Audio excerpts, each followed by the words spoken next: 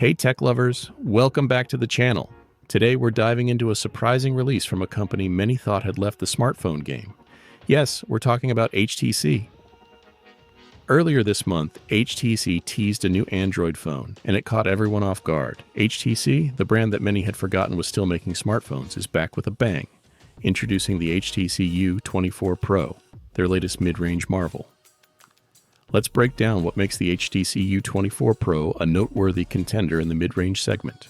First up, under the hood, we have the Qualcomm Snapdragon 7 Gen 3 processor, coupled with Android 14, 12 GB of RAM, and your choice of 256 GB or 512 GB of storage. This phone promises smooth performance and plenty of space for all your apps and media. And yes, there's even a microSD card slot for expandable storage.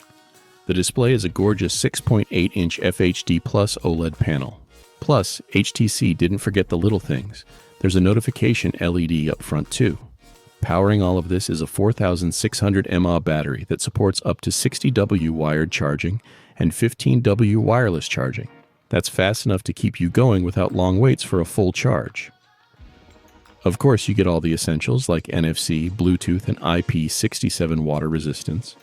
And for those who still cherish their wired headphones, the 3.5mm jack is present and accounted for. Now, let's talk cameras. The HTC U24 Pro is equipped with a trio of rear cameras, a 50MP main sensor, an 8MP ultra-wide, and a 50MP telephoto camera. Selfie enthusiasts will love the 50MP front-facing camera neatly inset into the display. In Taiwan, the HTC U24 Pro was priced at $18,990 TWD, roughly $585 USD. It's available for pre-sale now and officially launches on June 30th.